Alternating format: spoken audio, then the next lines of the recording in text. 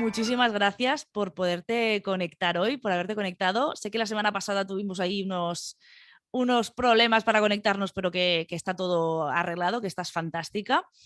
Y me alegro sobre todo de que estés bien, de salud. Gracias. Y yo aquí tengo un piano de mentira, ya sabéis, tengo un croma, pero tú tienes ahí un piano de verdad. No sé si un piano tan antiguo como este. Poquito menos. Este que tengo aquí es en realidad un poco un híbrido, porque es Mm, un Bösendorfer de 1908. Lo que pasa es que tiene una mecánica vienesa y también tiene los materiales originales. Entonces, Fijaros, fijaros que ya has dicho una de cosas que yo creo que están todos alucinados porque nos has dado la fecha, o sea, la fecha exacta del instrumento. Los materiales, nos has dicho el tipo de mecanismo vienes. Entonces, esto me viene genial que ya nos hayas presentado el instrumento de esta manera, justo para que nos hagamos una idea de qué pasa con iba a decir, con los frikis de los fortepianistas, en el buen sentido de la palabra, que friki es muy chulo ser friki, porque tenéis un nivel de especialización tan grande, o sea, o tan concreto, vaya, que al final podéis definir cada instrumento, o sea, ubicándolo en una fecha determinada, porque no todos los repertorios iba a decir se deberían, pero bueno, os gustarían interpretarlos en los mismos instrumentos, sino que cada repertorio tiene su piano ideal o sus pianos ideales y luego incluso los mecanismos pueden variar de una al otro, ¿no? Entonces, sobre todo, te vamos a machacar a preguntas para que nos cuentes estas cosas que siempre hemos querido saber sobre el instrumento y que yo muchas veces explico de una manera muy sencilla, obviamente, y sin entrar en mucho detalle, y que lo primero de todo, es un instrumento de teclas, obviamente, lo tenemos claro, pero ¿cuándo nace, o mejor dicho, le dirías piano, fortepiano, pianoforte? Primero de todo, ¿qué pasa con el nombre? pues a ver, es que la cuestión está en que lo primero y el concepto más importante es que no hay como una homogenización, tanto en el nombre como en la factura. Claro. Es decir, que hay un montón de... Hoy estamos acostumbrados a que en realidad no hay tantas diferencias o hay muy pocas entre un piano y otro. Es decir, Ujú. sí que evidentemente hay un piano vertical, el piano eléctrico y el piano de cola, pero incluso dentro de las diferentes marcas de pianos de hoy, bueno, pues hay unas diferencias, pero digamos es el mismo modelo en realidad de mecánica y de piano. Entonces lo que se hacen es copias con unas muy, muy pequeñas variaciones, y en cambio, pues en bueno, la época de los fortepianos o pianofortes, pues era de otra forma. De hecho, se puede utilizar en realidad muchos términos. Primer término que se acuñó fue justamente en las primeras décadas del siglo XVIII, cuando fue inventado en Italia por Bartolomeo Cristofori, y de hecho lo llamaba gravicembalo, con martillos para tocar piano y forte. Es decir, era un clave en el cual, digamos, la acción bueno, del clavecinista o fortepianista, lo que fuera, la persona que tocaba, iba a tener una repercusión dinámica, porque se utilizaba un martillo que golpeaba la tecla en vez de un plectro. O sea, yo esto siempre lo digo, así como mucho más de ir por casa, les digo, era el clave que podía tocar fuerte y piano. Claro, es normal, porque si tú siempre habías visto un clave, tu referencia de instrumento de tecla era un clave, resulta que aparece un instrumento que sigue siendo de tecla, pero que te acercas, tocas y puede hacer una cosa que no hacía el clave, y es que sonaba más fuerte y menos. Claro, eso se consigue gracias a que la mecánica es totalmente diferente, que sobre todo es lo que diferencia, ¿no? El clave de los primeros fortepianos, lo que le diferencia es la mecánica, ¿no? Porque igual visualmente de lejos habría gente que diría, pues si parece lo mismo, pues Sí, es que puede ser, se usaban, de hecho, digamos, el mismo mueble. Lo claro. distinto era simplemente la mecánica. De hecho, vamos, son imposibles de diferenciar si no te acercas y miras cuál es la mecánica que contienen. Claro, de ahí entonces fortepiano, pianoforte, es justamente por eso, ¿no? Por la diferencia de dinámicas entre el forte y el piano. Pero ahora mismo, en la actualidad, ¿qué término se utiliza más para referirnos a los instrumentos más antiguos? ¿Fortepiano, pianoforte? Es que sigue complicada la cosa. ¿Verdad? Sí. Hemos intentado un poco homogeneizarlo porque vivimos en un mundo global, pero es que ya partimos de un problema. Es decir, normalmente se tendía más a llamar, o sea, digamos, según el país, según la época, se llamaba a lo mejor más fortepiano, luego pianoforte, luego se acabó como abreviando a piano simplemente. Pero claro, es que también depende un poco del idioma, porque la Claro. cuestión está en que hay idiomas, por ejemplo en ruso se sigue diciendo fortepiano y en italiano se sigue diciendo pianoforte para el piano de hoy. Claro. Entonces yo, la verdad, em, digamos, en un contexto internacional diría que es que también depende mucho del país. En general, yo diría que lo más estándar es fortepianos, sobre todo por la influencia anglosajona, que en el mundo anglosajón se dice fortepiano hoy en día para referirnos a estos instrumentos históricos, pero en Francia siempre oigo pianoforte. En Italia, por ejemplo, sí que utilizan fortepiano porque quieren distinguir del pianoforte. Y luego en España y en Portugal la gente tiende más a decir pianoforte. Yo tiendo más a decir fortepiano porque está un poco más en el extranjero, pero luego, por ejemplo, en el mundo de lengua alemana se dice Hammerflügel, que era también un término, que es también un término histórico, pero que se sigue empleando. De Claro, es hecho, que ya solo con esto, fijaros ¿no? la diversidad de nombres y de maneras de referirnos al instrumento, pero ya te haré otra pregunta que no sé si es liarlo un poco más, pero bueno, ya que estamos, jugamos. Si tenemos la diferencia entre fortepiano y pianoforte, ¿en qué momento deja de ser fortepiano y se convierte en el piano que nosotros conocemos? ¿Hay una fecha en concreto o también es una barbaridad establecer una fecha en concreto para ello? sí, ¿no? O sea, sí que hay una fecha. Lo que pasa también es que hay gente que a lo mejor como que tiene distintos criterios para Ujú. estudiarlo. Yo diría que en realidad sí que hubo un momento que fue hacia los 50 del siglo XIX, o sea, hacia 1850, cuando Steinway bueno, pues, presenta su modelo en la exposición universal de cuerda cruzada.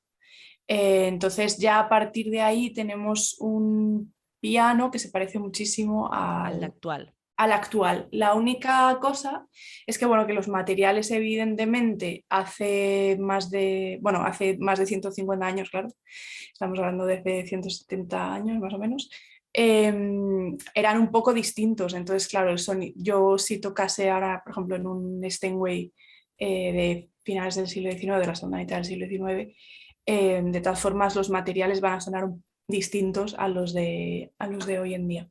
Claro, yo no sé si estarás de acuerdo conmigo en que al final, que esto obviamente tú eres la experta, pero que al final la cuestión es tocar cada repertorio en el instrumento que había en cada época, ¿no? Y en el fondo también te ahorras todo el tema de que si ahora con este instrumento, con otro, es decir, la cuestión supongo que se trata de esta etiqueta que ponemos de música históricamente informada, ¿no? Es decir, acercarnos lo máximo posible al repertorio, ¿no? Yo creo que en el momento que aparecen los martillos, deja de ser un clave y otro instrumento.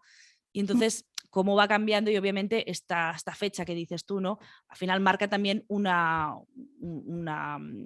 modelo de instrumento también bastante diferente, ¿no? Es como esta cosa marcada, pero supongo que también tú cuando te enfrentas a esto, a estos repertorios, vas buscando tocar en la medida de lo que se pueda, porque ya veremos que es complicado, ¿no? Pero tocar el instrumento más cercano a ello, ¿no? Sí, bueno, sobre esto habría muchas Es cosas que decir. complicado.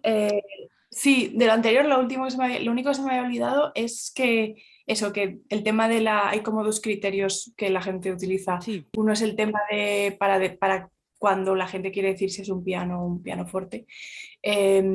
Uno es el tema de la encordadura cruzada, que esto es lo de Steinway que te he comentado, y otros lo relacionan con el doble escape. Pero bueno, luego también la otra cosa que hay que pensar es que aunque en aquel año se inventara, por así decirlo, el piano moderno, tardó mucho en estandarizarse. Entonces no es hasta buenos comienzos del siglo XX y ya pasadas unas décadas que realmente se convierte en el estándar, porque durante la segunda mitad del siglo XIX se seguían utilizando otro tipo de pianos distintos que convivían. Entonces, lo que ha pasado es como que en el siglo XX pues, hemos elegido ese modelo eh, y se ha, digamos, globalizado. Pero sí. Claro, es que al final, esto que tú comentas, ¿no? Porque claro, se puede presentar un instrumento, pero hasta que no se populariza o hasta que no se adquiere Claro. como tal, supongo que esto también se notará mucho en la música, es decir, en los compositores cuando escriben para un modelo o para otro, ¿no? A la hora de interpretar, es decir, puede ya haber estado funcionamiento, ¿no? Y ya que tuviera un poco de éxito este nuevo modelo, pero si hay compositores de esa época que siguen escribiendo para el instrumento antiguo, eso se nota a la hora de tocar en un determinado instrumento o en otro, en un modelo o en otro. A ver, sí, ¿no? Es que también ha habido como que las cosas también cambian dentro de este movimiento, ¿no? Que dices históricamente informado. Entonces yo creo que hace a lo mejor un par de décadas los que eran así un poco más pioneros de los pianofortes o de los fortepianos intentaban mucho buscar una relación muy directa entre la mecánica del instrumento y la composición, que por supuesto la hay y que en algunos casos pues, puede ver muy claramente, ¿no? Que un compositor bueno, pues recibe un instrumento nuevo y entonces intenta componer las obras de otra forma. Pero sí que es verdad que también hay que pensar que en realidad los compositores tampoco tocaban en un solo instrumento. Es decir, que a lo mejor de hecho tenían varios en casa, entonces podía convivir lo antiguo con lo nuevo y que a lo mejor daban un concierto y ahí había un Steinway, pero a lo mejor en otro sitio pues había otro. Sí que es verdad, pues bueno, pues lógicamente eh, sí que a lo mejor había unas tendencias en los países, por ejemplo, más, bueno, de lengua germana, donde hubiera instrumentos, por ejemplo, vieneses, pues sí que es verdad que a lo mejor la textura era un poco diferente, pero yo creo que tampoco, en ese momento en el que sobre todo en la segunda mitad del 19, que yo que sé, como que se empiezan como que te encuentras en las mismas ciudades distintos modelos de piano. Entonces ahí ya no se puede hablar de una relación, digamos, tan directa. Y por ejemplo, también, claro, los músicos también viajaban. Entonces, por ejemplo, de Mendelssohn, que sería a lo mejor alguien con quien más asociaríamos instrumentos con esa mecánica vienesa, pues por ejemplo le gustaba mucho los Erat, entonces que era un instrumento francés. Entonces, digamos, es el tema un poco complicado y también es como una especie como de círculo que, o sea, como que no es solamente el instrumento que influye, o sea, no solamente el compositor que tiene en mente un instrumento y entonces compone teniendo en mente, sino que también lo que se van encontrando, pues también les influye, ¿no? Claro. Claro, Entonces, claro.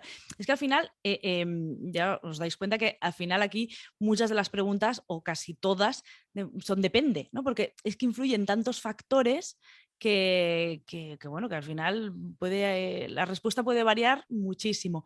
Déjame que te pregunte para que normalmente tú estás acostumbrada a estar rodeada de fortepianistas y es verdad que muchos de los detalles pueden ser muy técnicos, ¿no? Porque obviamente estamos hablando de este tipo de mecanismo y tal, pero para la gente que normalmente conoce el piano y que lo único, iba a decir lo único, pero vaya, el mecanismo que tienen en la cabeza es el martillo que le pega un golpe a la cuerda y suena, a diferencia del clave, que es una púa que pellizca la cuerda y suena. ¿cómo puede haber tantos matices, ¿no? Supongo que se preguntarán, ¿cómo puede haber tantos matices, tantas diferencias y tantas variaciones de mecanismos dentro de una cosa que es un martillo que le pega un golpe a la cuerda? Pues las hay, ¿no? Entonces, vamos a intentar explicar algunas de estas términos que antes nos has mencionado también para, para que no hace falta que nos hagamos técnicos y especialistas en el instrumento, pero sí supongo que podremos aprender algunos de estos matices. Por ejemplo, una de las cuestiones que has comentado es el tema del mecanismo vienés, ¿no? Esto es una diferencia muy grande. Hay un mecanismo y el mecanismo vienés. ¿Qué diferencia hay entre estos dos? ¿Cómo podríamos entenderlo de una manera sencilla? Sí, bueno. A ver, yo también siempre tengo que decir, como yo no, tampoco soy organóloga, entonces yo puedo contar tanto como puede contar un instrumentista, ¿no? De su Que es lo instrumento. mejor, ¿eh? Porque así lo aprendemos fácil, quiero Pero decir. bueno, yo lo intento. Pues digamos que en realidad el piano de hoy en día, la mecánica está basada en la mecánica inglesa-francesa. Entonces, es decir, que si vamos a tocar en un Erhardt o en un Broadwood, digamos, la forma en la que están colocados los macillos y el principio es bueno, no es el mismo, o sea, hay cosas que cambian evidentemente en la mecánica, Sí. en cuántos componentes hay y todo demás, pero digamos que es el mismo principio, que es ese principio inglés-francés hasta el cual viene luego el piano moderno. Pero paralelamente a la mecánica inglesa francesa existía la mecánica vienesa, eh, bueno, lo que tenía es una mecánica mucho más ligera. El macillo está colocado, de hecho, al contrario que en el piano habitual, digamos, la dirección contraria. Y es una mecánica muchísimo más ligera que está mucho, o sea, como que depende mucho más también de la acción digital y como que reacciona mucho más rápido. Entonces hace falta como mucha más precisión y bueno, cuando digamos las mecánicas en general fueron cambiando a ser más pesadas con el tiempo. Y las mecánicas vienesas ya tardías, pues como por ejemplo como un instrumento como este, lo que tienen es que se repite, es bastante difícil hacer repeticiones, es decir, tocar en la misma Esto que nota. explicabas antes del doble escape también que después aparece, ¿no? Es decir, el repetir. Exactamente. Exactamente, entonces seguramente fue por esto, porque de algún modo como que se habían tenido que adaptar ya a las salas grandes, a las orquestas grandes, pero los instrumentos vieneses, pese a que tenían bueno, unas cualidades muy interesantes, como una claridad de articulación, unos bajos mucho más claros, etcétera, etcétera, sí que tenían, bueno, pues entre comillas, ese problema que la mecánica tenía como esta limitación para ciertos por repertorios o ciertas obras. Entonces, pues por eso y seguramente también por tema de potencia de sonido, se acabó al final dejando de construir mecánica vienesa. Y Y entonces, esto del doble escape que explicabas, ¿no? Es al final la posibilidad en un piano, cuando veáis un piano y tengáis la posibilidad de ponerle la mano encima, si queréis repetir de manera muy rápida una misma tecla, esto gracias al doble escape se consigue, ¿no? Porque al exacto, final es un mecanismo que permite poder hacer esto. exactamente. Y esto lo inventó Erhardt, lo patentó Erhardt. Y claro, fue una invención muy importante en la primera mitad del siglo XIX y fue muy importante, pues eso, porque sobre todo fue incluso más importante incorporarla por cuando los instrumentos se iban haciendo más pesados para estar seguros de que se iba a poder repetir de forma eficaz. Claro, al final es que si muchas veces hablamos de los instrumentos, a mí me gusta compararlos con cosas de la actualidad, ¿no? Y claro, es que era un avance como yo qué sé, como si en el iPhone deciden poner la pantalla de otra manera que, o bueno, no sé si compararlo con las teclas y luego el táctil, ¿eh? Pero bueno, al final es un avance, ¿no? Es una cosa que hace que digas, ¡guau!, que cambia, ¿no? Porque al final cambia la manera de interpretar sobre todo este sistema. Y en el fondo también supongo que para la gente, para los pianistas de la época, para los compositores sería revolucionario, ¿no? El poder interpretar de esta manera les daba unas perspectivas, y no sé si en la literatura pianística hay alguna obra en concreto o algunas obras que sean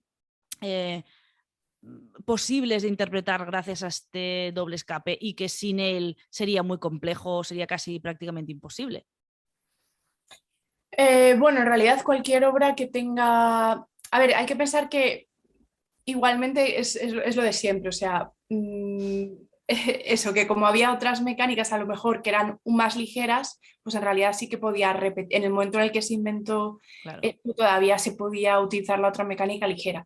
Pero sí que es verdad que a lo mejor con instrumentos ya más tardíos, pues pues a lo mejor cierto repertorio con pues o repeticiones, muchas repeticiones seguidas o muchos trinos, pues es más difícil, que no imposible. También a veces los intérpretes los tenemos simplemente, y ellos también se adaptan a lo que tenían. Claro. A Claro. lo que tenían. Si ellos sabían a lo mejor que tenían un instrumento pues que repetía peor, pero esto también incluso pasa con los pianos hoy en día, o sea, ahí te encuentras a Sí. veces como pianista de hoy, a lo mejor con un piano que no repite tan bien y tienes que convivir con eso. Pero sí que es verdad que a lo mejor sin poder decirte a lo mejor esta obra yo creo que es imposible porque también depende, ¿no? A lo mejor de que a lo mejor sea un instrumento que no tenga el doble escape, pero que a lo mejor es suficientemente ligero. Sí que es verdad, seguramente lo que sí que se puede decir es que a lo mejor ciertas obras muy virtuosísticas también se pudieron a lo mejor crear, como dices, porque existía también este avance. Y luego hay una curiosidad, aquí tengo uno de los pianos que he puesto como ejemplo, ¿no? Para que veamos las diferencias, la variedad de posibilidades.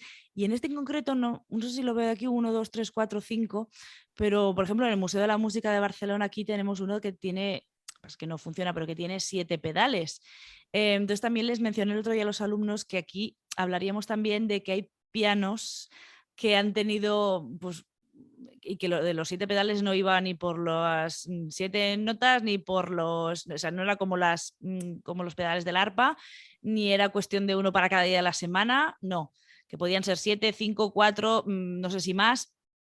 Cuéntanos un poco el secreto de estos pedales extra que muchas veces nos encontramos en algunos de estos pianos. Que no les hice un spoiler, digo, que se lo cuentes tú. Sí, sí, sí. Bueno, yo creo que lo que tienes en la imagen probablemente sea a lo mejor corrígeme, pero me imagino que debe ser un instrumento vienés Sí. o de mecánica vienesa. Eh, Vamos, es que justamente como que en Viena, como que a comienzos del siglo XX especialmente, se puso muy de moda lo de poner muchos pedales. Hoy del siglo XX, del siglo XIX, se puso muy de moda el tener muchos pedales. Y luego se fue reduciendo y ya te vas pues a lo mejor a 1830, 1840 y ya pues eso, tienes a lo mejor dos ya, y es lo que hay. Pero sí que hubo como un momento en el que eso estuvo como simplemente muy de moda. También te encuentras a lo mejor no tantos, pero por ejemplo hace poco toqué en un Erard creo que de 1803 o 4 y también tenía 4 pedales. Pero claro, no llega a eso de los 7 pedales. Entonces, también depende del constructor, porque tampoco es que esos 7 pedales fueran siempre lo mismo. Claro. Y tampoco que estuvieran colocados de la misma forma, lo cual... Al final, cada instrumento que te encuentras lo tienes que conocer primero, ¿no? Y luego a ver cómo interpretas lo que tú quieres interpretar en ese instrumento y qué máximas posibilidades le sacas según lo que tenga, ¿no? El material que tenga. Entonces, exactamente, y de hecho, bueno, ahora te contaré, pero primero te respondo a lo de los pedales. Está, por ejemplo, el de resonancia, eso, digamos, sí, siempre está. Luego está el una corda, que es, bueno, pues eso, simplemente el teclado se mueve, como lo que sería el pedal izquierdo. Luego también tienen normalmente una tela que se llama en inglés el moderator, el moderador, digamos que se pone entre el macillo y la cuerda. Y a veces como que tienen que se puede mover incluso más, o sea, y entonces suena incluso más. Entonces como lo llaman el doble moderador. Claro, es como diferente, la misma tela, diferentes grados, ¿no? Depende si lo pones de Exacto. una manera o de otra, tapa más o tapa menos, cambia el timbre, ¿no? Exacto, entonces suena muy poco o muy, muy poco. Y luego pues tenemos también el pedal de efecto fagot, que Empezamos es, con la fiesta. sí, exacto, bueno, que es funciona solamente para el registro grave del piano, pero también lo que hace es como hacer un sonido muy nasal que imita el fagot.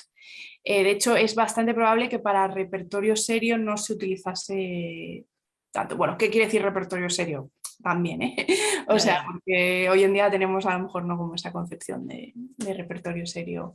Pero bueno, y luego a veces también hay incluso lo que se llaman las turquerías, que son como instrumentos de percusión que están dentro del piano y que la gente hoy en día, por ejemplo, a veces lo utiliza para la marcha turca, pero, pero en realidad vino más tarde. No nos lo Claro. encontramos en el piano en el fortepiano de Mozart, sino que nos lo encontramos ya unas décadas más tarde.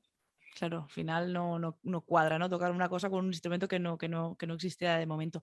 Claro, esto en el fondo era una fiesta, ¿no? El instrumento, y también nos da un poco de idea de que, no lo sé, aquí estás tú para decírnoslo, pero supongo que los lugares donde hubiera un instrumento de estas características, de donde hubiera muchos pedales con estos consecuentes sonidos extra, puede ser también que el repertorio que normalmente se interpretara en él fuera, como comentábamos, ¿no? Esto de más serio o menos serio, ¿no? Pues fuera un repertorio en el cual se utilizara a menudo estos efectos, ¿no? Y al final también, gracias a conocer un instrumento, nos puede decir también el lugar donde estaba o el uso que se le daba al mismo instrumento, ¿no? Eso también se sabe a través de estas características.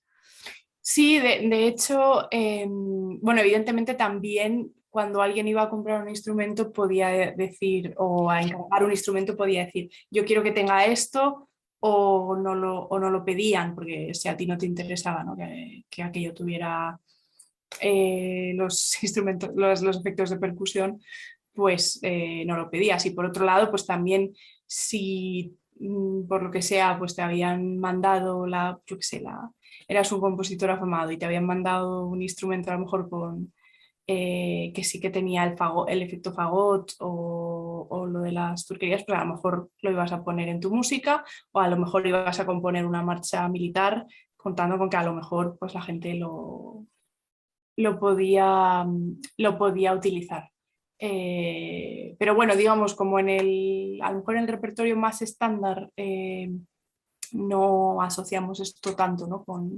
con estos efectos, pues como que hoy en día no es algo que los pianistas no tenemos muy presentes, ¿no? O sea, no vamos a tocar una marcha militar a lo mejor y no pensamos en, oye, pues yo le podía pedir a un percusionista que venga, ya que no tengo en mi piano moderno, ¿no? a, Claro.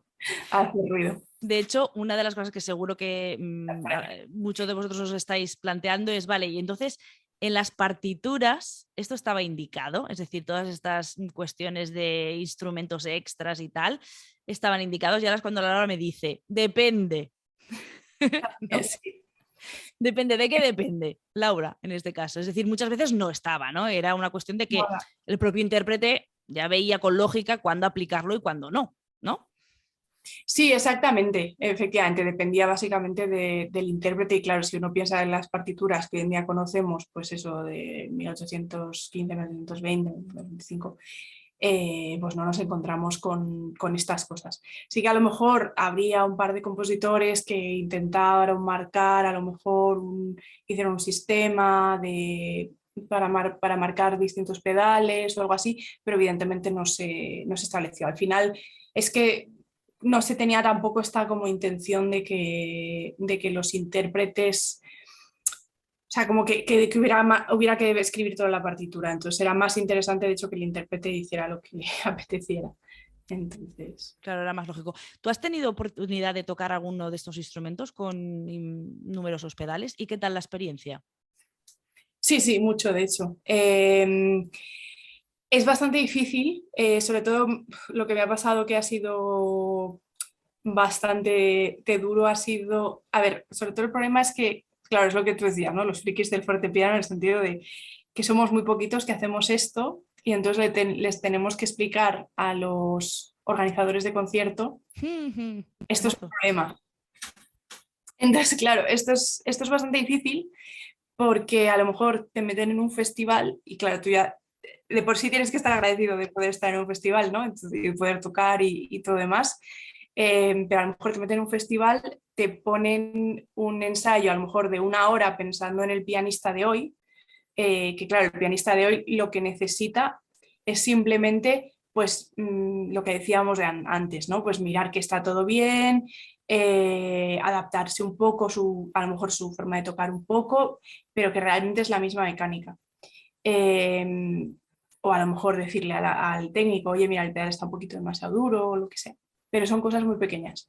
En cambio, pues claro, nosotros necesitamos un tiempo de adaptación. De Entonces, conocer, ¿no? Al de instrumento. conocer el instrumento. Entonces, eso a veces es muy difícil de explicar. Y yo estuve, la verdad, el verano pasado, claro, en un festival muy, muy, muy grande, muy importante en el sur de Francia, en la Chesdier, que fundó Cifra, el pianista.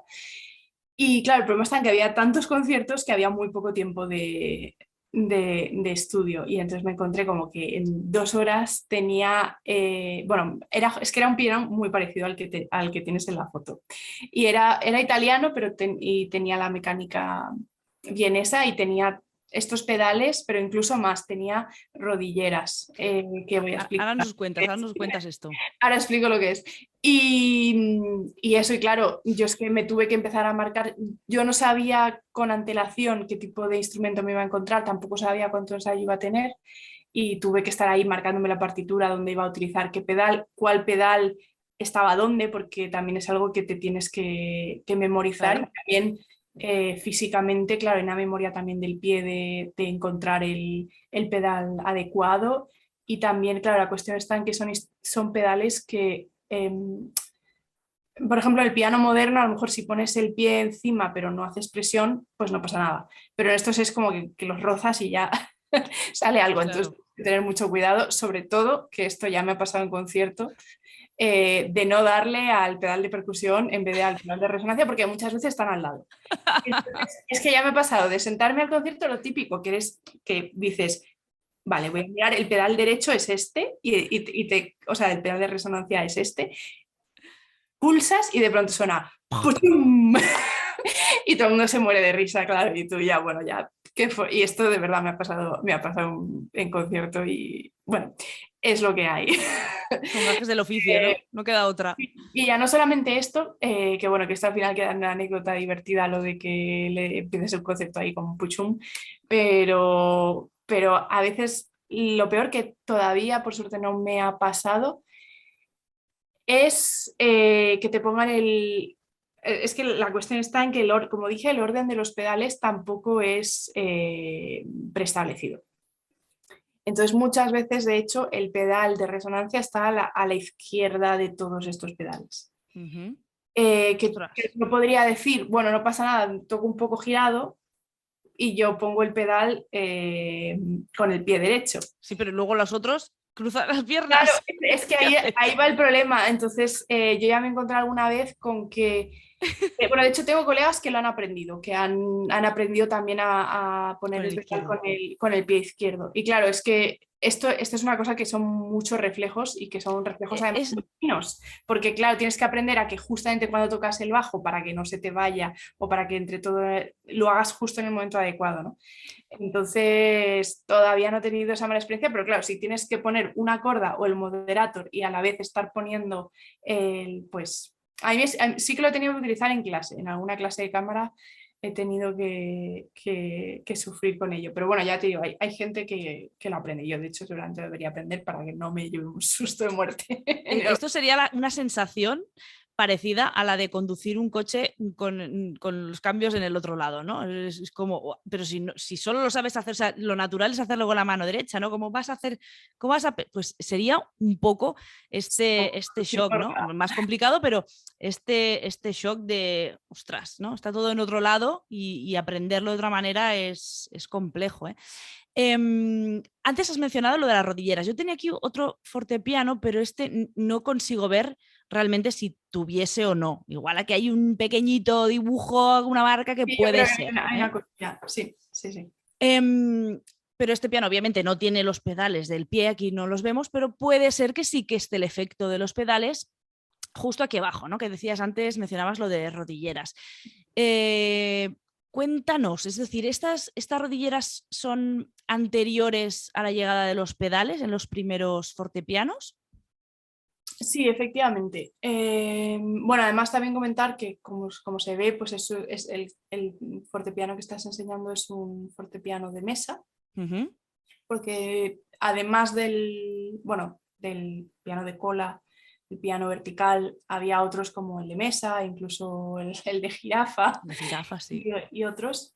Eh, y entonces existía el piano de mesa, que en inglés se llama, bueno, piano cuadrado. De hecho, el término que yo he encontrado histórico en español es piano cuadrilongo. Mm, es pues muy divertido, Sí, cuadrilongo. sí, sí, total. Y bueno, y estoy respondiendo al tema de las rodilleras, pues digamos, lo primero que se hizo para el tema de la resonancia era tener tiradores, o sea, pues, como cuando pisas en el órgano, ¿no? O sea, Uh-huh. Un un registro que se dirá. registro en el que tiras. Eso fue lo primero que se hizo. Y luego lo siguiente pero claro, por ejemplo, hay una sonata de Haydn en la que hay una indicación justamente de esto, en la cual había que tirar y entonces como que se dejaba todo esto en resonancia. Eh, pero claro, y bueno, esto es un efecto que en realidad los compositores también usaban, porque ¿qué pasa? Claro, si solamente tienes la resonancia o no, lo que sucede es que todo como que se mezcla, ¿no? Uh-huh. Y suena como muy particular, pero claro, los compositores justamente, ¿no? del estilo galante o del Sturm und Drang, lo que hacían era precisamente que utilizaban este efecto de la resonancia para utilizar el estilo fantástico de improvisación. Entonces lo utilizaban para improvisar. Entonces, para improvisar o para que en momentos en las obras hubiera como escribían partes improvisadas que había que tocar con los, digamos, con los apagadores dejando libre resonancia. Claro, entonces se quedaría como un efecto como si fuera. Yo siempre lo comparo siempre con otras cosas, no sé qué manía tengo con darle esta vuelta, ¿no? Pero sería como si cogemos un folio y hacemos un dibujo con lápiz y en este caso pues pasamos como el dedo por encima del lápiz y se queda todo como emborronado, ¿no? El Exacto. efecto sería un efecto que todos los sonidos se quedan sonando a la vez y se quedan estas resonancias que van apareciendo por ahí de notas que igual no encajan, ¿no? A la primera, pero que se queda con ese efecto de sonido, ¿no? Exacto. Entonces, bueno, pues eso, los compositores hicieron este efecto, pero es verdad que luego debió haber un momento en el que dijeron, bueno, estaría bien utilizar el tema de la resonancia de forma que la pudiéramos modificar sin tener que dejar de tocar con una mano, ¿no? Para utilizarlo o tener que pedirle a alguien que lo haga, ¿no? Entonces inventaron las rodilleras, que es básicamente, digamos, es como si los pedales estuvieran en las rodillas. Entonces tú lo que haces es que levantando bueno, no sé si lo puedo enseñar, o sea, este no tiene evidentemente pedales, pero digamos que yo lo que haría tendría aquí dos rodilleras y entonces yo con la rodilla lo que hago es accionarlo. ¿Qué sucede? Que claro, es como lo que hemos comentado antes de que los pedales estén en otro lado, que normalmente, y esto es una cosa que sí que tienes que aprender y que lleva pues como mínimo semanas y a veces meses el poder realmente utilizarlo muy bien. Normalmente estamos acostumbrados los pianistas a que tienes que ir hacia abajo, ¿no? O sea, con el pie. Tienes que Claro, el talón lo tienes en el suelo y bajas la punta, ¿no? Exacto, exactamente. Bajas la punta y entonces pulsas el pedal y entonces surge la resonancia. Pero claro, con esto es la acción, o sea, realmente es la directa. Tú subes los apagadores subiendo la rodilla. Entonces, bueno, pues tienes que aprender a utilizar esto y que no te confunda. Pero claro, al principio la gente, la primera vez que tocan uno de estos instrumentos, pues se hace un lío. Mira, De otro, hecho, otro hay símil, una ¿eh? historia. Espera, otro símil rápido. El tema del ratón. No sé si os acordáis que hay veces que depende del ratón, hay veces que subir se va para arriba o va para abajo, hay quien lo tiene configurado de diferente manera, ¿no? Y si llegas en un teclado que lo tienen configurado de otra manera, al principio vas un poco loco. Obviamente, salvando las distancias y siendo esto muchísimo más complicado, porque implica unos movimientos más diferentes. Perdona que te he cortado.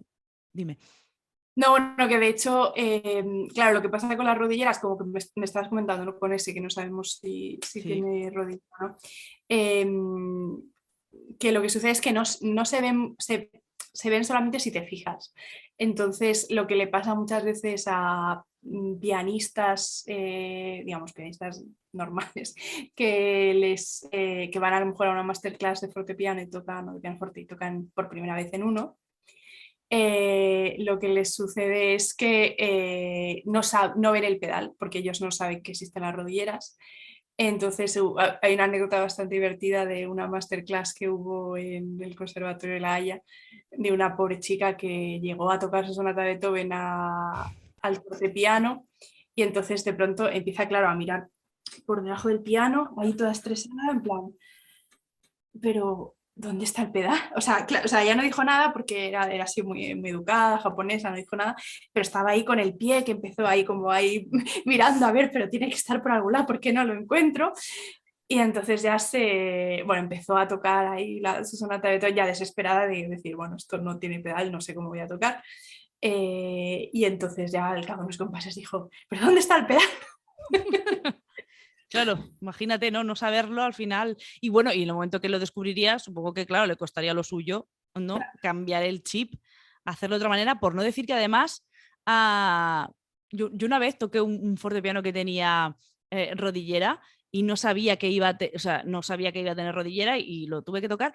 Y luego además me di cuenta de que el músculo era al contrario, ¿no? El movimiento muscular era contrario y luego tenía unas agujetas tremendas, ¿no? Porque al final haces justo el movimiento contrario.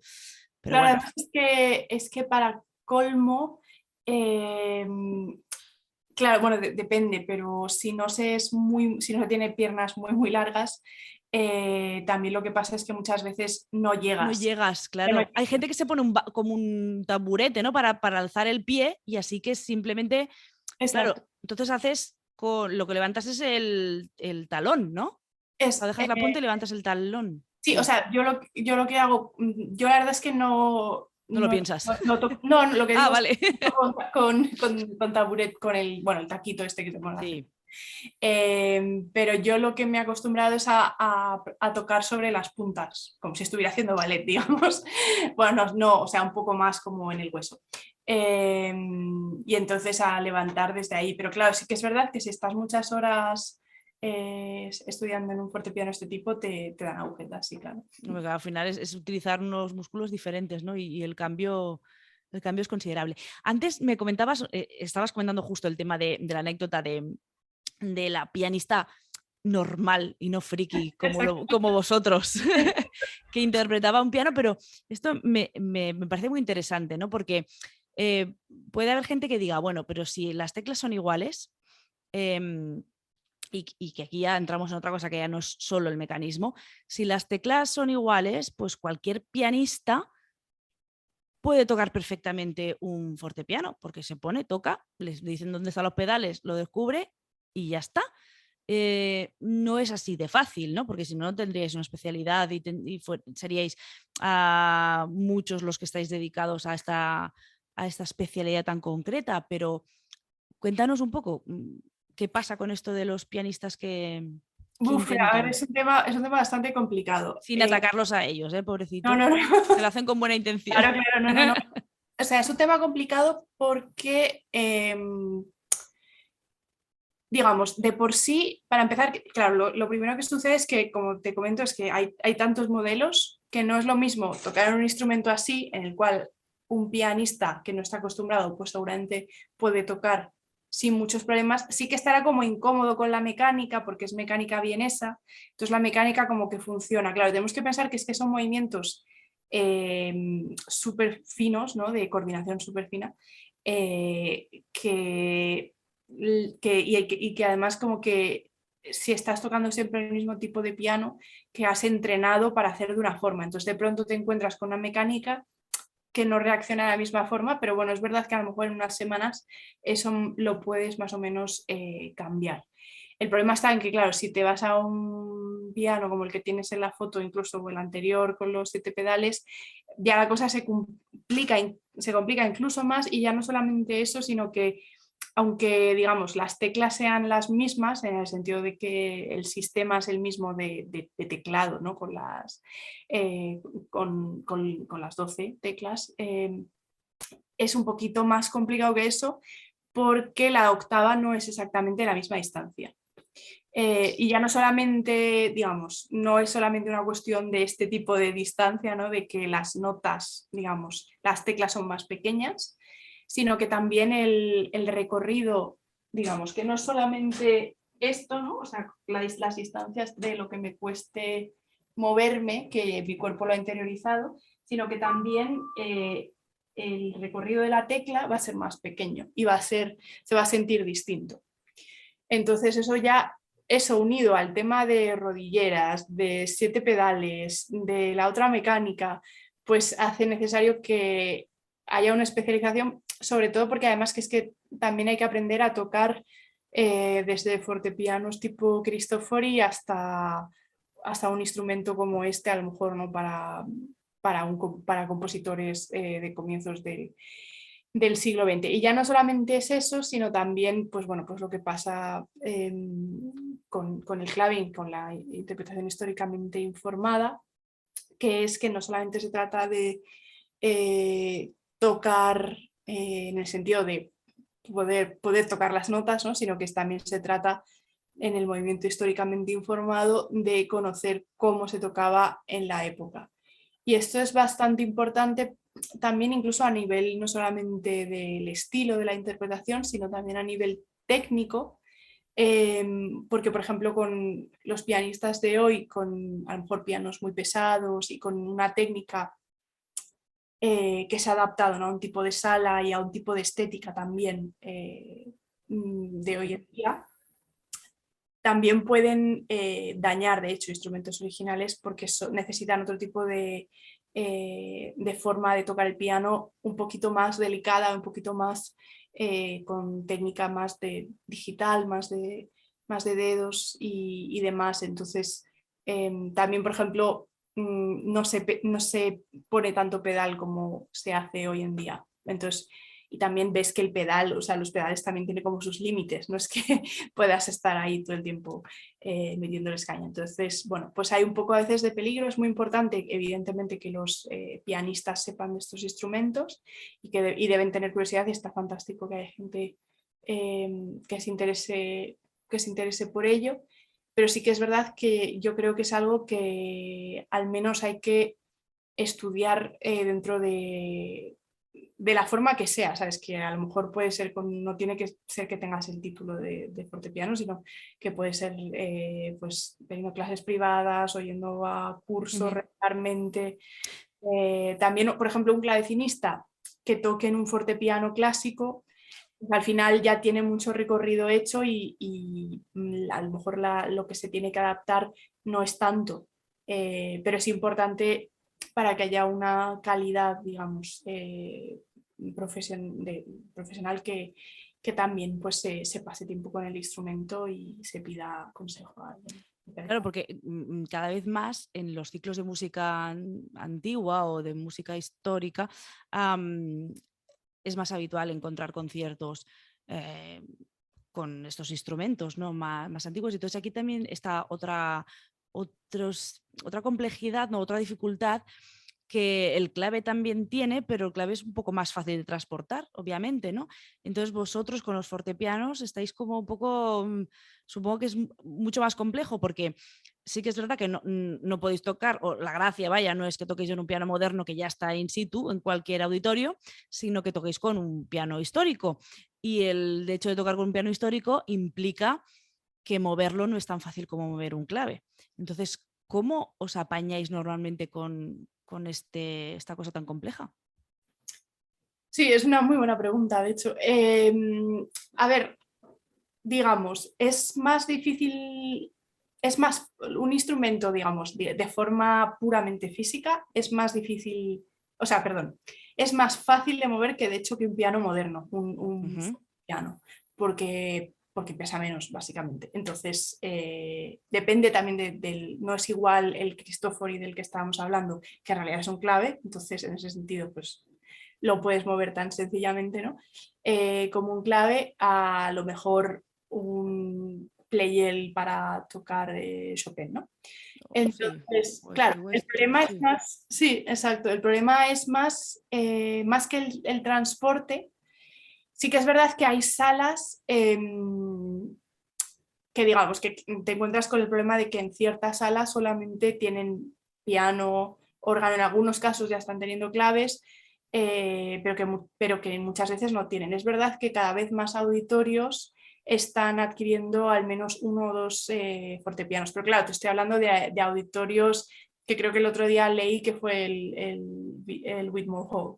Claro, es que estamos Hablando hablando. de este tipo de auditorios. Por ejemplo, sé que el Palau ha programado bastantes ciclos con fortepiano, pero no sé si el instrumento es del auditorio de allí, me imagino que no. No, normalmente lo que hacen aquí muchas veces es alquilarlo a algún músico que tenga aquí algún fortepiano en Barcelona, ¿no? Entonces de esta manera se alquila, se mueve y ya está. Porque claro, Claro, llevarte tu propio instrumento es muy complejo.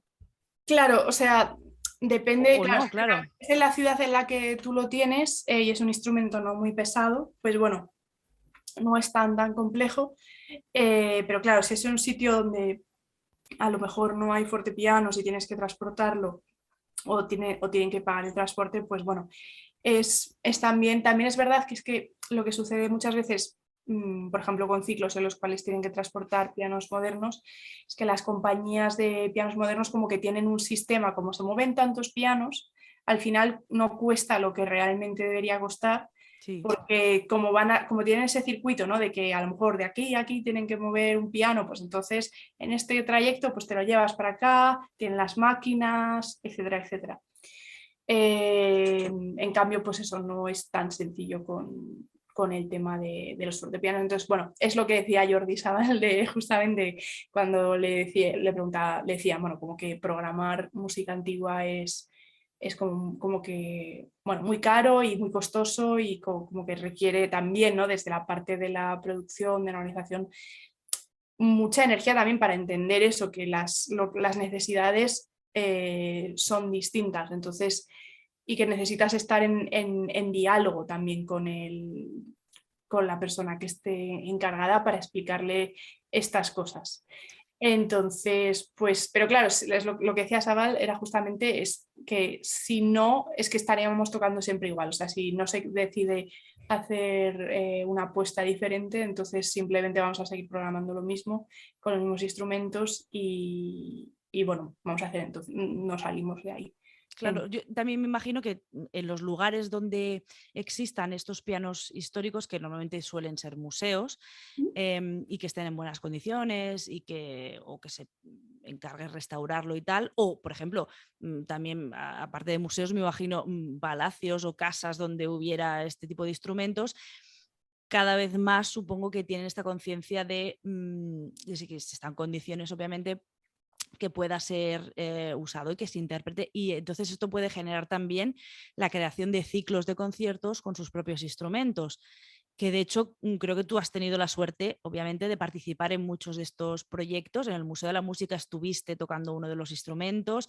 En Madrid también creo que fue en el Palacio Real.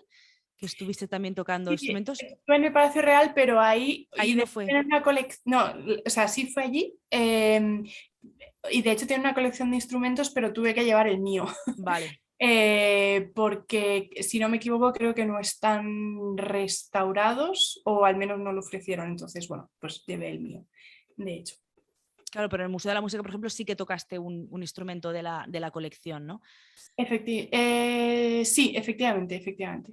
Y sí, también hay palacios y algunos museos en los que efectivamente sí que tienen estos instrumentos y sí que crean estas oportunidades. Es verdad que a veces, como que, yo qué sé, pues por ejemplo, a veces esto es a veces muy típico como en casas de compositores, ¿sabes? Museos, casas Sí. de compositores, que a veces tienen incluso un auditorio dentro de la casa o en algún anexo o lo que sea. Y es difícil explicarles a los directores del museo decirles, no es que, o sea, está bien, por supuesto, que ustedes tengan un piano, pero aprovechen también los instrumentos que tienen ustedes, porque también lo que sucede muchas veces con los museos es que hay un poco de malentendido sobre el tema de la restauración o sobre si el instrumento se debe restaurar o no, porque tienen como claro, desde el punto de vista del objeto, ¿no? Pues que hay que dejarlo en estado original y todo demás. Y el problema está en que esto es solamente cierto hasta cierto punto, porque más o menos la mentalidad que se tiene hoy es, bueno, son varias. No restaurar y dejar tal cual, porque es verdad que restaurar implica hacer unos cambios en el instrumento, los instrumentos de los cuales quedan muy pocos modelos o que son muy raros. Entonces sí que hay como esta tendencia, pero claro, estamos hablando de a lo mejor de una marca de la cual hay muy pocos instrumentos. O luego también la otra tendencia de restauración que hay es el decir, voy a hacer una restauración respetuosa, dejando todo lo que pueda de materiales y dejando constancia de lo que tenga que quitar de lo original. Entonces, Siempre se puede volver atrás.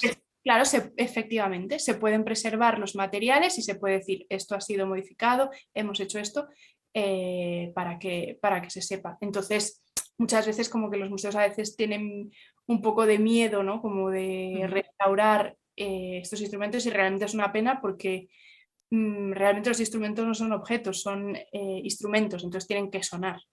Tiene que haber Sí, una buena razón para que un instrumento no suene. Porque pero sí que es verdad que dentro del museo al final sí que se tratan como objetos, en el sentido de que lo primero es conservarlos y luego, ¿no? Lo demás viene después, pero lo primero es el hecho de la conservación. Pero sí que es verdad que en la actualidad se hacen este tipo de restauraciones, como dices, respetuosas, y que también es muy curioso y daría para seguro que otro estudio el analizar cómo se han restaurado a lo largo de la historia estos fortepianos antiguos, que también pasaba con los claves, ¿no? De hecho, muchas veces se reconvertían claves en fortepianos o se hacían inventos de este estilo, ¿no? Porque en un momento donde no tener en cuenta como lo que comentábamos, ¿no? De dejar informado qué es lo que se había hecho en el instrumento, pues se hacían barbaridades respecto a nuestra mirada, pero que en aquella época era modernizar el instrumento. Y muchas veces te encuentras híbridos extraños, ¿no? En estos instrumentos. Sí, efectivamente, era un clásico lo de pianizar los claves y clavicizar los pianos y cambiar las mecánicas, sobre todo en este periodo, ¿no? En el que los claves y los pianofortes eran prácticamente lo mismo. Y sí, y también, por ejemplo, sí, era muy normal que a lo mejor, pues en el siglo XIX, que tú tenías a lo mejor un piano que tenías de tus padres y entonces, pero tú querías cambiarle algo, entonces, porque evidentemente había que también cuidar los instrumentos y cambiar cosas, y que a lo mejor entonces pues te pusieran a lo mejor unos materiales posteriores o lo que fuera. Entonces, estas cosas son totalmente normales. Claro, lo que también sucede es que a veces pasa un poco digamos, también pasa que se hacen malas restauraciones hoy en día, por gente que a lo mejor pues, no ha tenido tanta experiencia. Y bueno, es un poco problemático en este sentido y es casi lo peor que puede pasar, ¿no? Cuando no se hace una restauración respetuosa y simplemente se deja el instrumento peor. Pero bueno. Claro, yo no sé si preguntarte si esto es decente preguntarlo o no, pero no sé cuántos instrumentos tienes tú, cuántos fortepianos tienes tú de diferentes modelos. Lo digo porque el nivel de friquismo en un instrumento pequeño pues permite tener varios, pero en un instrumento tan grande como un piano, por cuestiones de espacio y económicas, tiene que ser un esfuerzo considerable, ¿no? Sí, totalmente. A ver, es un tema complejo y también al final cada cual tiene un poco que tomar decisiones. Yo, Saber digamos, cuándo parar, ¿no? De comprar instrumentos. yo es que antes de la pandemia también lo que me pasó es que como estaba viviendo en Basilea, que es un centro, o sea, seguramente es el sitio, ¿no?, con más fortepianistas por metro cuadrado del planeta. Entonces, claro, hay un montón de gente que está especializada en música antigua en general, pero también mucha gente que estudia estos instrumentos. Entonces, hay muchos, entonces hay varias colecciones, tanto en la ciudad como fuera. Entonces, yo estaba como acostumbrada a tener el acceso a estos instrumentos y para mí no era una prioridad adquirir uno. De todas Claro. formas, sí que tenía claro que necesitaba al menos tener uno en España. Entonces fue ahí que bueno, que me compré de hecho uno de mesa. Los de mesa son siempre un poco complicados porque son, según lo que me han dicho los restauradores, más difíciles de restaurar. Uh-huh. O llevan, o más que más difíciles de restaurar, te llevan el mismo tiempo, a lo mejor, que uno de cola, pero la gente va a pagar mucho más por el de cola que por el de mesa, porque el de mesa tiene un sonido más pequeño porque eran instrumentos más para tocar en casa.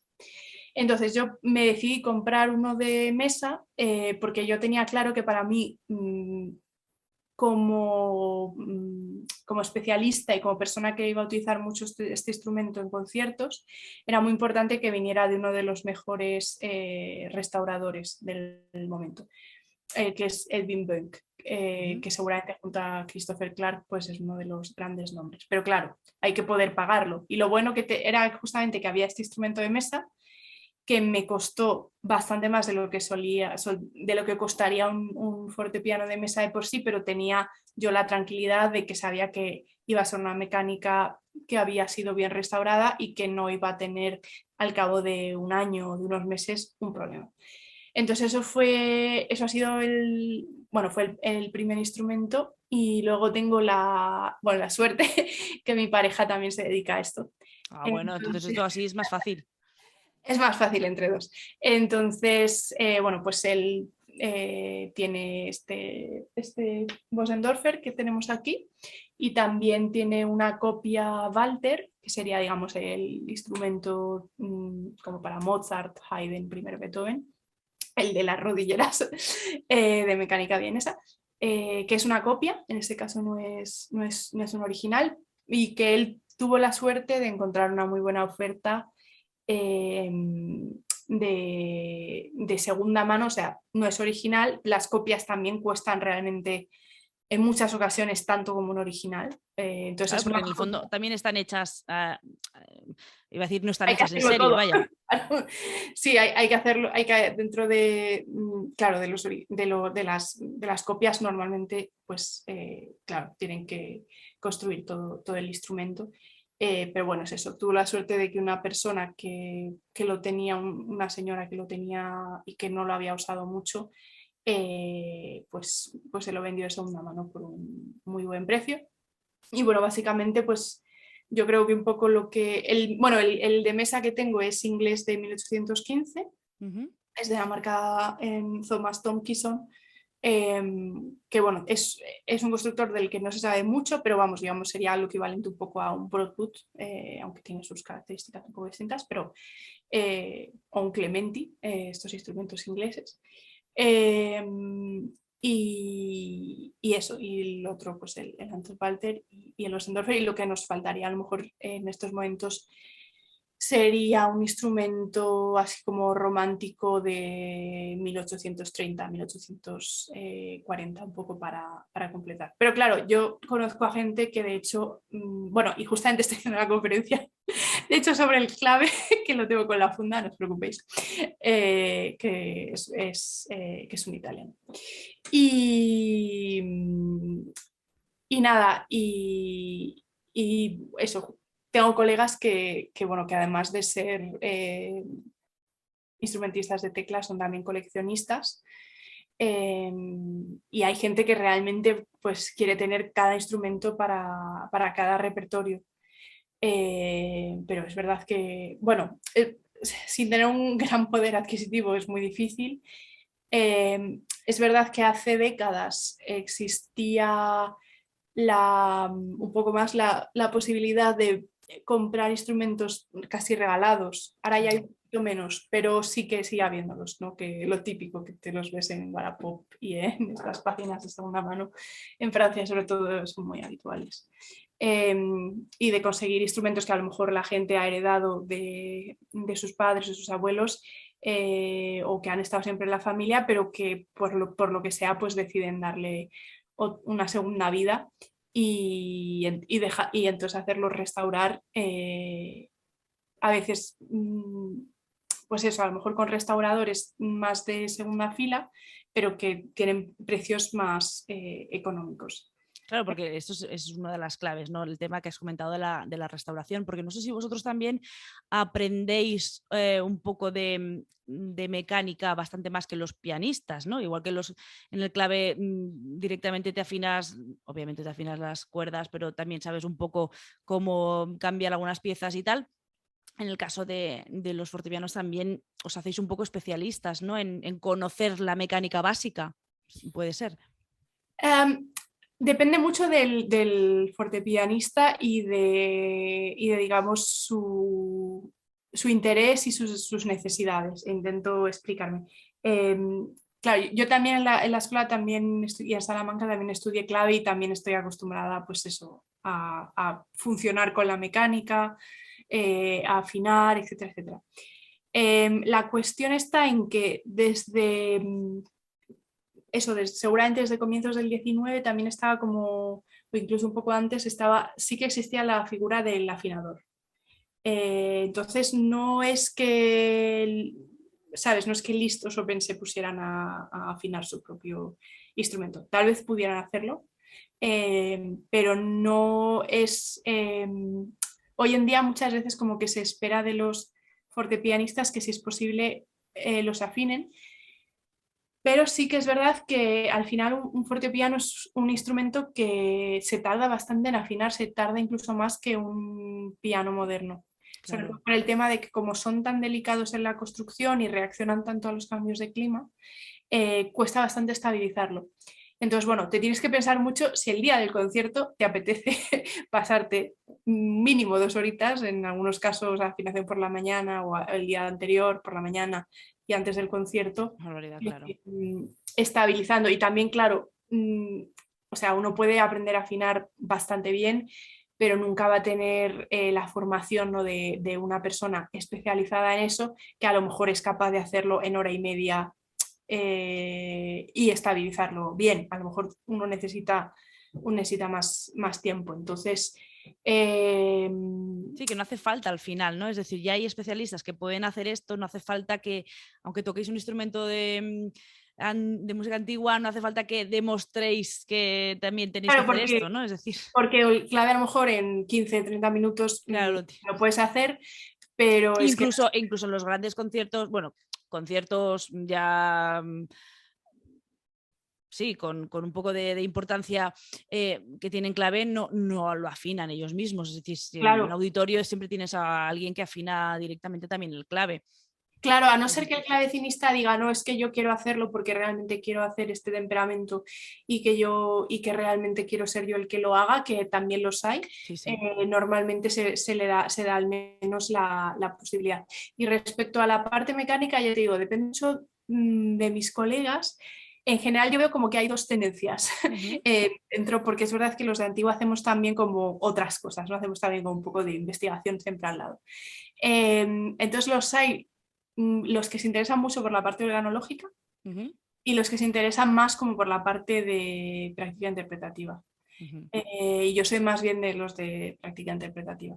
Entonces, yo tengo colegas que son muy felices de a lo mejor aprender exactamente qué pieza tengo que hacer, no sé qué, ser capaces y que vienen un poco a lo mejor.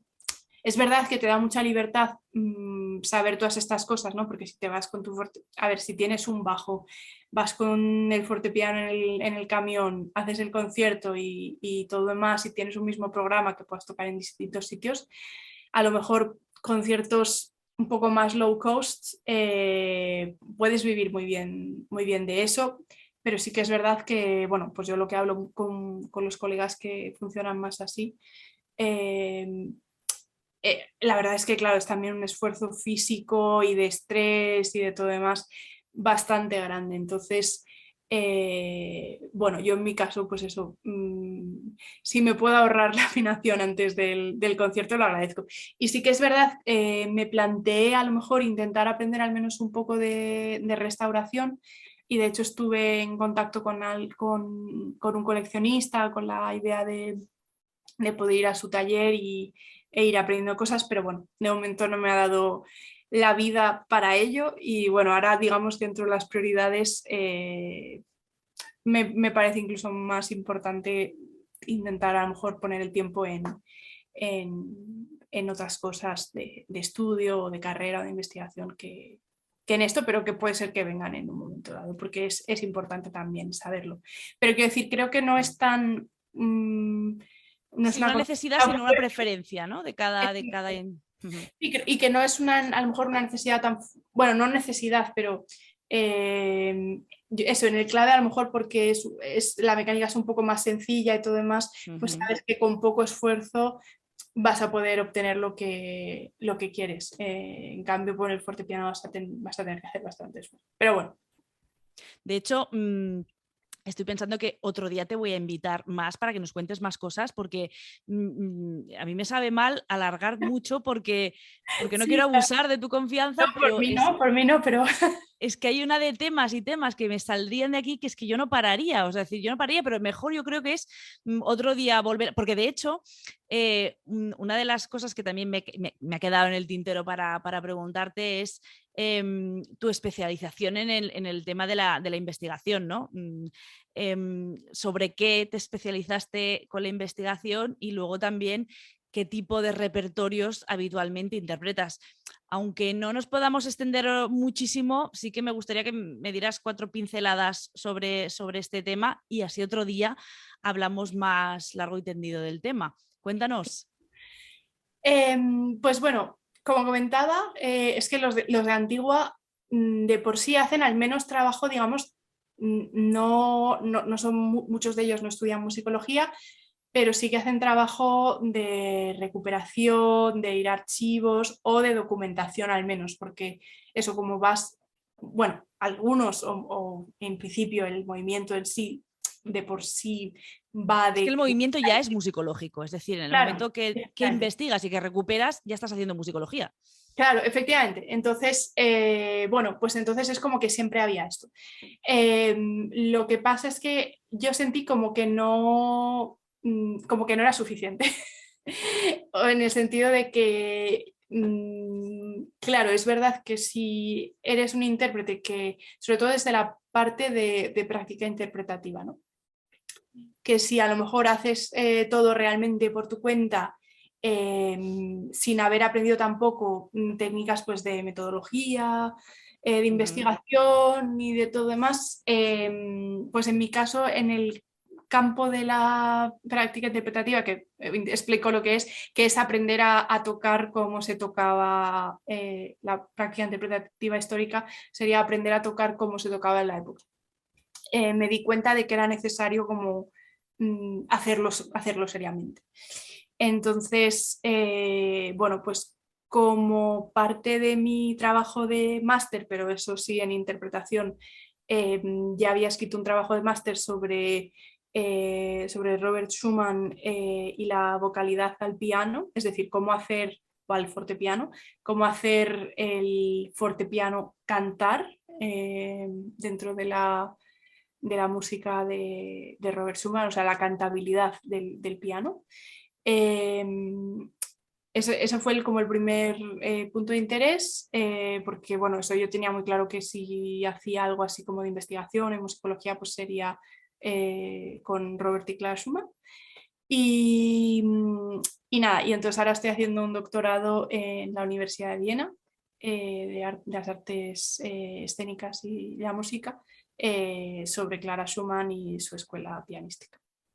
Que esto también da para otro temazo, que ya lo hemos hablado muchas veces y además en Instagram es un tema que con otras colegas, obviamente cada día se habla muchísimo más, que es el tema de la incorporación obviamente de las compositoras dentro de los repertorios.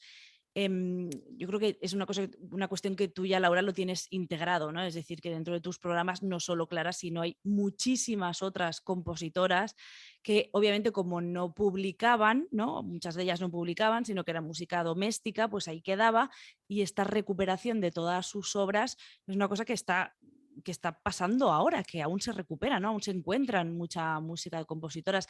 Yo lo que quería preguntarte no es si lo estás haciendo, que obviamente sí, ya lo sabemos y además lo estás estudiando a fondo, sino a partir de qué momento eh, cambiaste el chip, ¿no? Esta mirada, esta perspectiva de género dentro de la interpretación. No sé si fue a raíz de obviamente conocer a Clara, porque es como una cosa directa dentro del fortepiano, ¿no? Casi. Y a partir de allá va impregnándolo todo, ¿o cómo fue? Sí, en realidad fue así, no fue tanto que yo estuviera en contacto con los estudios de género respecto a compositoras y Y que demás, de allá buscases, ¿no? y que de ahí buscara, sino que en Sí. realidad fue a través de Clara Schumann que yo simplemente fui a ella, en realidad un poco más al matrimonio Schumann, Ujú. sí, porque me gustaban mucho las obras, bueno, tanto de él como de ella, em, y yo a ella la veía también como mucho como, o sea, la admiraba mucho como en la relación entre los dos, o sea, como de este intercambio, ¿no? Entre un compositor y una pianista y demás. Y entonces fue también, claro, ahí, a partir de ahí que, pues, por ejemplo, empecé a tocar obras también de Clara, pero ya no solamente eso, sino también a través de mi tesis doctoral. Me di cuenta de que Clara Schumann, pues de algún modo había sido una gran feminista, aunque nos parezca hoy en día lo contrario, pero Ujú. porque lo veamos con la perspectiva, ¿no? de hoy en día. Pero sí que, por ejemplo, en cómo ella como profesora animaba a sus alumnas a dedicarse a tocar y todo demás, pues te das cuenta de esto. Entonces, bueno, pues fue a través de ahí, de los estudios de doctorado y de la tesis de Clara, que entonces he entrado más en contacto. Bueno, de hecho es que, para que te hagas una idea, en Viena, de hecho, la clase más larga y que tiene más exigencia respecto a trabajo que escribir y a horas lectivas y a lecturas, es la clase de Gender Studies. Jolín, qué barbaridad, ¿no? Es otro mundo. Sí. Estamos en otro mundo. Y, y además yo lo que te quería preguntar es, cuando acabes esta tesis, mm, muchas veces em, colegas musicólogos que acaban haciendo investigaciones interesantísimas publican la tesis y ahí se queda, ¿no? Ahí se queda guardada y es una pena porque muchas veces este conocimiento no llega bueno, sí, llega a la comunidad científica, muy bien, pero no llega al público, ¿no? No se llega a hacer popular la información que desvelan. En tu caso, al ser intérprete, tiene un plus añadido y es que seguramente todas esas investigaciones al final también las acabes plasmando en algún concierto, en algún tipo de performance, en el sentido de actuación. Supongo que lo tienes pensado y es una idea que tienes clara, pero ¿crees que se tiene que hacer aún muchísimo más por todas estas investigaciones y estudios de los propios músicos, llevarlos a la práctica y hacerlos accesibles a muchísimo más público? ¿Crees que es a través de los conciertos o de otra manera, o si se podría hacer de otra manera? Bueno, en mi caso, o sea, es que ya lo estoy haciendo, como que estoy intentando, por supuesto, tengo programas de distintos tipos y me intereso por distintas programaciones también como fortepianista. Muchas veces lo que te pasa es como, tenemos este fortepiano de tal año, no Claro, sé te qué, tienes que adaptar. haznos un programa en torno a esto. Entonces, a veces no, tampoco es que pueda hacer solamente como una única propuesta o un proyecto con varias propuestas.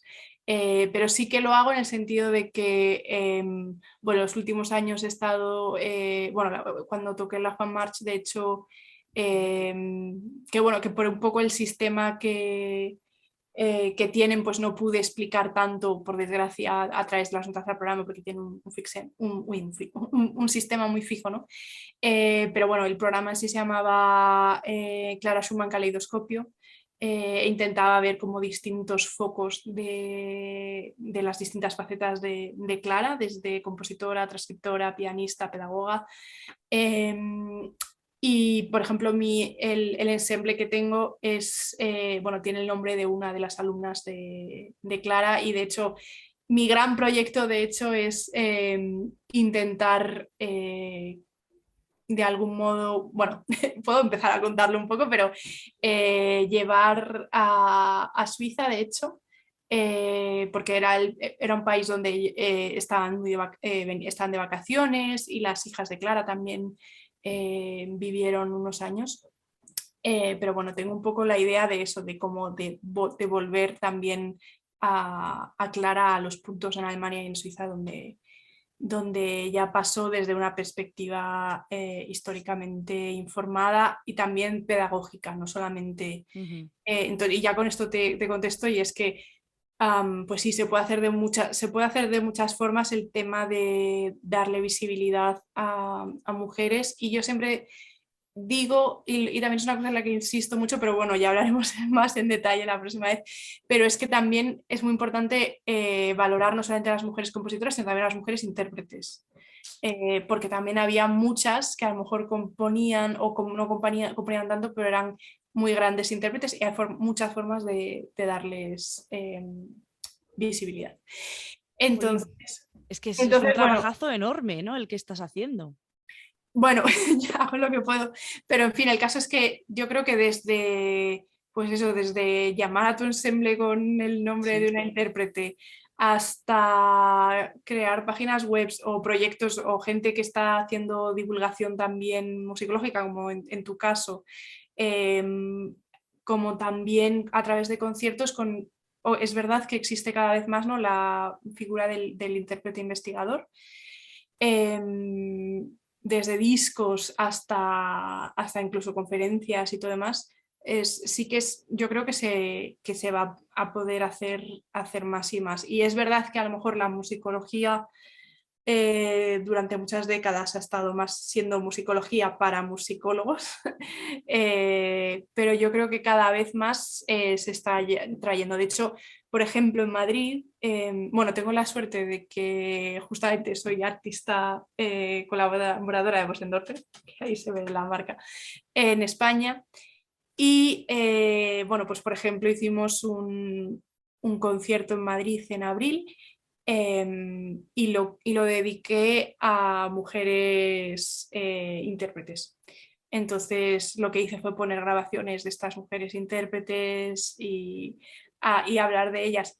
Es verdad que me dejaron poco porque la gente quería escuchar las grabaciones de los compositores hombres de toda la vida, y yo, jope, pero vamos a escuchar a las mujeres, hombre. Madre mía, no me lo puedo creer. Pues es que es alucinante. De hecho, ya que nos has dicho que Madrid, un concierto, tal, no sé si puedes desvelar alguna fecha de la temporada que viene o incluso este verano, si tienes algún concierto cerca por España, que no sea por otra parte de Europa. ¿Tienes alguna fecha para darnos a ver si te podemos seguir?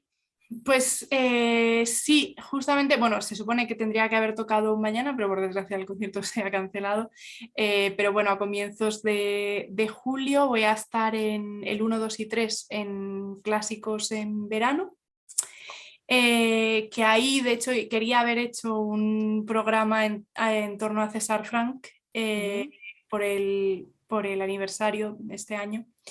Pero bueno, que no ha podido ser, que lo queríamos haber hecho con un playel del siglo XIX y demás, pero no ha podido ser. Pero de todas formas vamos a hacer junto al chelista Aldo Mata y a mi ensemble, vamos a hacer sonatas de Beethoven con mi fortepiano, de hecho. Y esto va a ser. Luego no tengo tanto durante julio, me voy de vacaciones, por suerte, Que se y necesitan, ¿eh? luego se necesitan. Y luego en agosto tengo ahí un par de conciertos sin confirmar todavía. Y a finales voy a tocar en Holanda en el Festival de Música Antigua de Utrecht. Y luego la otra cosa también, por si a alguien le interesa, porque a lo mejor no sé si lo haremos parte online, voy a estar dando masterclasses con conferencias también, tanto en Madrid como en París, entre el 4 y el 8 o 9 en Madrid y el 9-12 en París.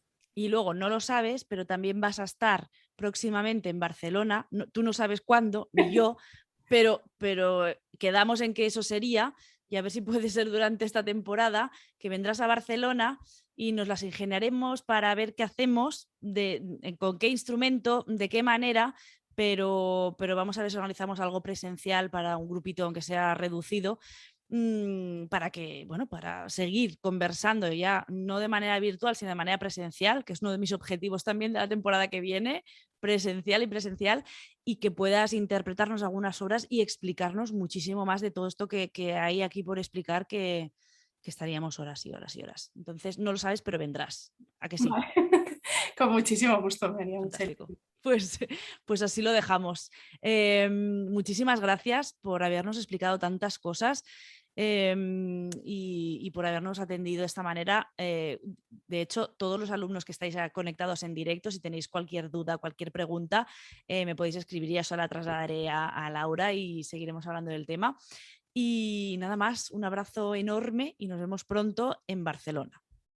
Sí, un abrazo muy fuerte y muchísimas gracias. Venga, un saludo a todos. Ya, Gracias. a todos.